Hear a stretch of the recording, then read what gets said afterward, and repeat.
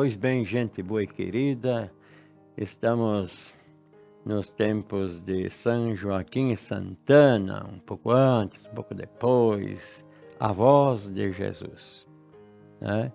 Como é bom saber que Jesus teve avô, avó.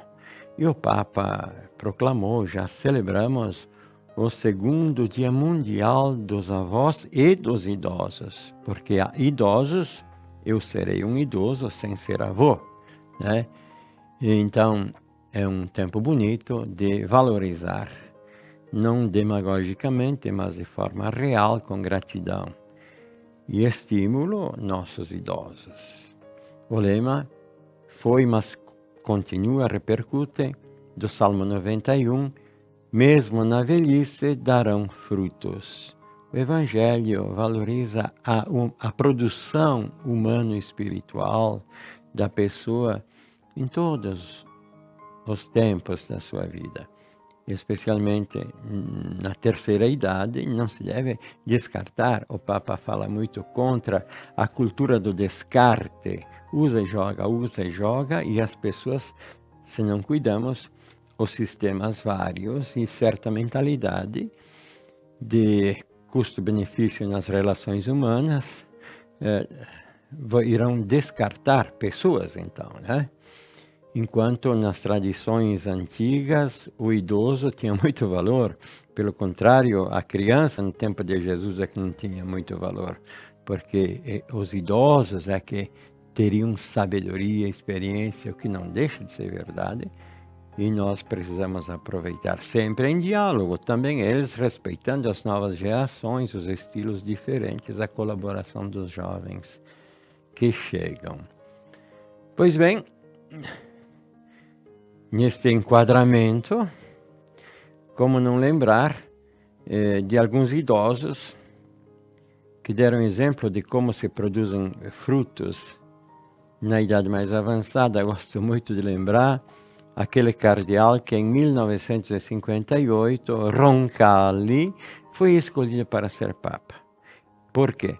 Porque o Papa anterior, Pio XII, morreu numa auréola de grande sacerdote, autoridade máxima do cristianismo, respeitado, falava em todas as matérias, falava aos médicos quase como se ele mesmo fosse um médico, aos juízes, aos advogados, sem falar da doutrina católica cristã. E aí pensavam assim, não temos alguém na altura de Pio XII, o que é que vamos fazer? Não tem? Vamos colocar um velhinho aí, que a gente sabe vai durar poucos anos, enquanto isso certamente aparecerá um melhor. E escolheram esse cardeal patriarca de Veneza, que se tornou João 23, São João 23, e ele surpreendeu o mundo com atitudes.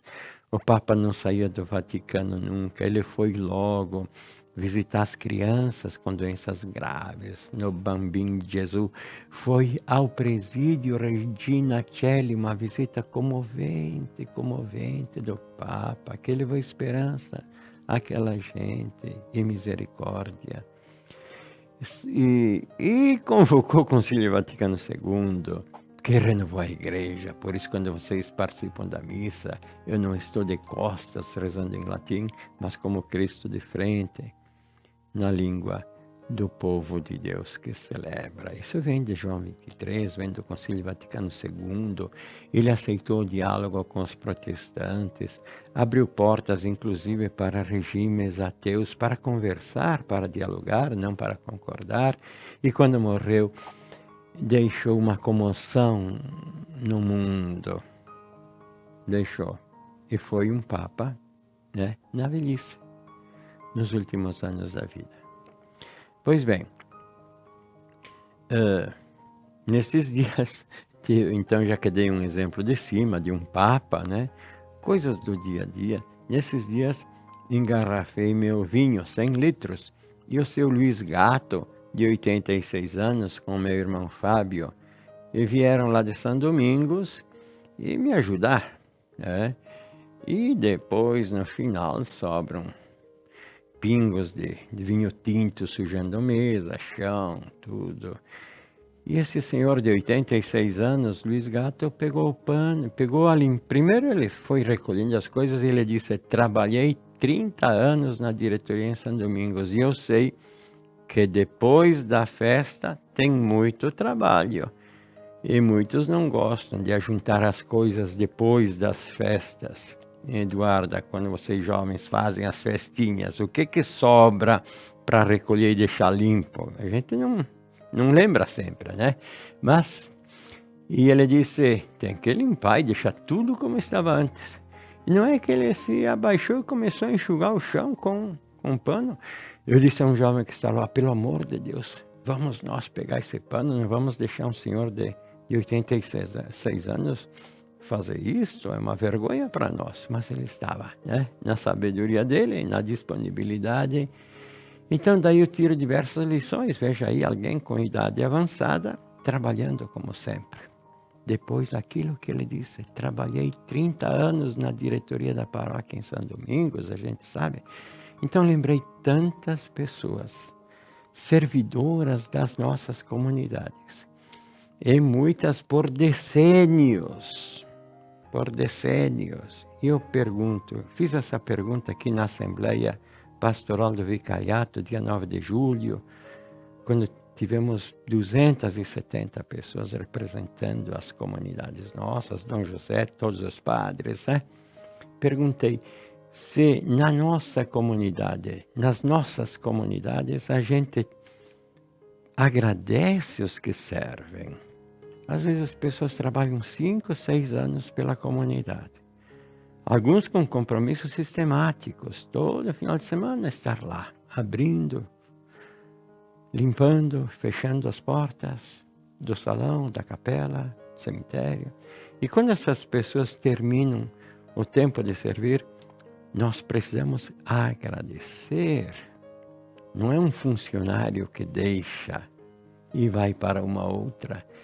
É um participante, um servidor, um membro da comunidade que gastou tempo e serviu. Então nós precisamos agradecer.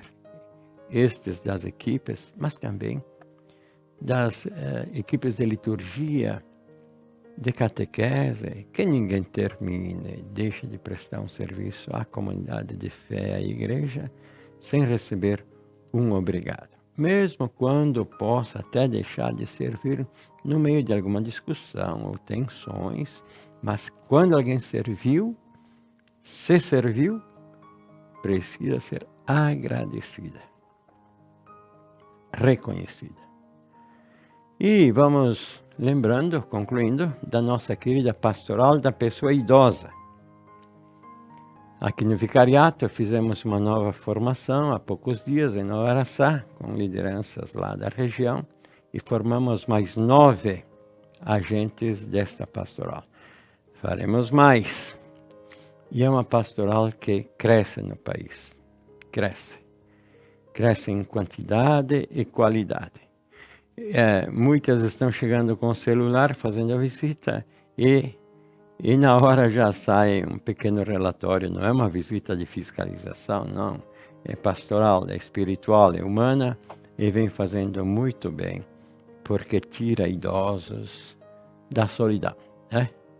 Da solidão. E os valoriza como são, do jeito que estão, como filhos de Deus. Amém.